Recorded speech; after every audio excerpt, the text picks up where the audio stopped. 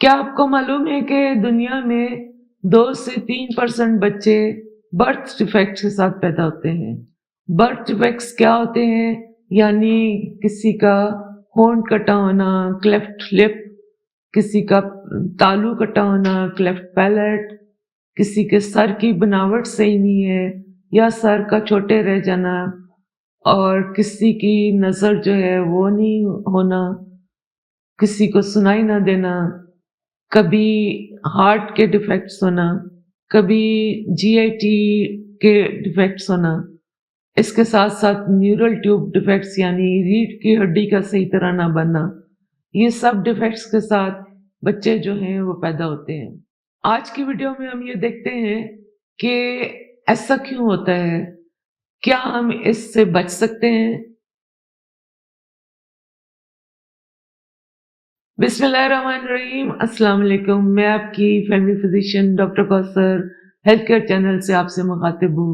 उम्मीद है आप लोग सब खैरियत से होंगे। वीडियो शुरू करने से पहले हमेशा की तरह आपसे गुजारिश करेंगे कि चैनल को सब्सक्राइब करें, और जो लोग पहले से कर रहे हैं उनका हम बहुत शुक्रिया अदा करते हैं। बढ़ते हैं वीडियो की तरफ और देखते हैं कि ऐसी कौन सी कॉजेज हैं जिसकी वजह से बर्थ डिफेक्ट्स जो हैं बच्चे के अंदर आते हैं। सबसे पहले जो मोस्ट कॉमन कॉज है वो जेनेटिक डिफेक्ट्स हैं, यानी कई डिफेक्ट्स ऐसे होते हैं कि जो फैमिलीज में रन करते हैं और पेरेंट्स के थ्रू बेबी के अंदर आते हैं। अगली जो मेन वजह है वो है कि खातून का पहले से किसी क्रॉनिक बीमारी के अंदर मुब्तला होना, जैसे किसी को अनकंट्रोल्ड शुगर है, यानी उसकी शुगर कंट्रोल नहीं है, और अगर ऐसा होगा तो बेबी के अंदर बहुत सारे डिफेक्ट्स हो सकते हैं। कई दफ़ा ख़वातीन को प्रेगनेंसी में इन्फेक्शन बहुत सारे हो जाते हैं जिसकी उन्होंने वैक्सीनेशन नहीं करवाई होती, और ऐसे इन्फेक्शंस जो हैं वो बेबी के अंदर बर्थ डिफेक्ट कॉज करते हैं। कुछ ख़वातीन प्रेगनेंसी में ऐसी मेडिसिन्स लेती हैं जो कि बेबी के ऊपर बैड इफेक्ट करती हैं, स्पेशली जब वो पहले 3 महीने में ली जाएं। और कुछ लोग ऐसे भी होते हैं जो कि ऐसी जगह पर रहते हैं या काम करते हैं जहाँ के एनवायरनमेंट में कोई रेडिएशन है, केमिकल है, पेस्टिसाइड्स है, वो सब चीज़ें जो हैं बेबी के ऊपर इफेक्ट करती हैं। खातून की एज जो है वो भी इम्पॉर्टेंट है। अगर आपकी प्रेगनेंसी 34-35 के बाद होती है तो बहुत सारे चांसेस होते हैं कि कोई बर्थ डिफेक्ट बेबी में ना आ जाए। कुछ ख़वातीन स्मोकिंग करती हैं या अल्कोहल लेती हैं या कोई स्ट्रीट ड्रग इस्तेमाल करती हैं। ये सब चीज़ें जो हैं वो बच्चे के ऊपर बहुत ज़्यादा इफेक्ट करती हैं। अब देखते हैं कि हम इन सब चीज़ों से कैसे बच सकते हैं, कैसे अपने बच्चे को बचा सकते हैं। सबसे पहले तो आपके ज़हन में होना चाहिए कि जब आप प्रेगनेंसी प्लान करें तो आप अपने डॉक्टर के पास जाएं, अपना चेकअप करवाएं।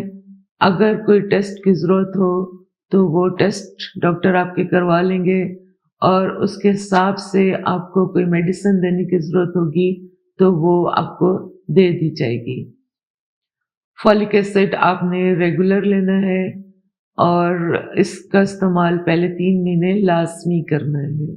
कोई भी दवाई अगर आप पहले से ले रही हैं तो आप डॉक्टर को ज़रूर बताइए, ताकि अगर वो सेफ नहीं है बेबी के लिए तो डॉक्टर आपको कोई अल्टरनेट मेडिसिन जो है वो दे दे।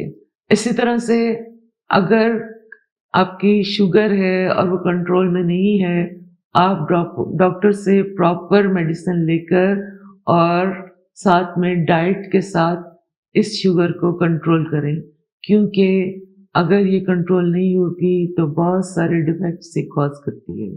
अगर कोई खातून स्ट्रीट ड्रग्स इस्तेमाल कर रही है, स्मोकिंग कर रही है या अल्कोहल ले रही है, इन सब चीज़ों से आपने अवॉइड करना है। आपकी वैक्सीनेशंस जो हैं वो अप टू डेट होनी चाहिए। अगर आपने ये वैक्सीनेशन कंप्लीट नहीं करवाई तो आप अपने डॉक्टर को बताइए, ताकि वैक्सीनेशन जो है وہ آپ کی प्रेगनेंसी से पहले कंप्लीट हो जाए। किसी भी ऐसी जगह पर आप ट्रैवल ना करें जहाँ पे कोई बहुत ज्यादा इन्फेक्शन फैला हो, और कोशिश करें कि घर में या फैमिली में या बाहर कोई भी इन्फेक्टेड पर्सन हो तो आप उसको मिलने से गुरेज करें। अगर कोई खातून ऐसी जगह पर रहती है जहाँ पर बहुत ज़्यादा पेस्टिसाइड्स हैं, केमिकल्स हैं, रेडिएशन है, तो कोशिश करें कि आप इस जगह को बदल लें, या अगर ऐसी जगह पर जॉब कर रही हैं तो उस जगह को आप ज़रूर बदल लें। अपने वेट को आपने कंट्रोल में रखना है, वेट आपका ज़्यादा नहीं होना चाहिए। अपनी डाइट आप बिल्कुल बैलेंस रखें, एक्सरसाइज जो है उसको आप रूटीन में रखें ताकि आपका वेट नॉर्मल रहो और कोई भी कॉम्प्लिकेशन बेबी के ऊपर इफेक्ट ना करे। कोशिश करें कि अगर आपके घर में कोई पेट्स हैं तो आप उनको हैंडल ना करें, उनसे दूर रहें, लेकिन अगर हैंडलिंग करनी पड़े तो प्रॉपर ग्लव्स वगैरह ज़रूर इस्तेमाल करें। आपके घर में कोई सब्जी फ्रूट जो आता है उसको अच्छी तरह से धोकर इस्तेमाल करें। मीट जो है वो अच्छी तरह पका के इस्तेमाल करें, कच्चा बिल्कुल नहीं होना चाहिए। उम्मीद है आज की वीडियो आपके लिए यूजफुल होगी, और अगर आप इन सब चीज़ों पर अमल करेंगे तो आप एक हेल्दी बच्चे की मदर बनेंगी। वीडियो अगर आपको पसंद आए तो इसको शेयर कीजिए, लाइक कीजिए और चैनल को सब्सक्राइब कीजिए। अपना ख्याल रखिएगा। अल्लाह हाफिज़।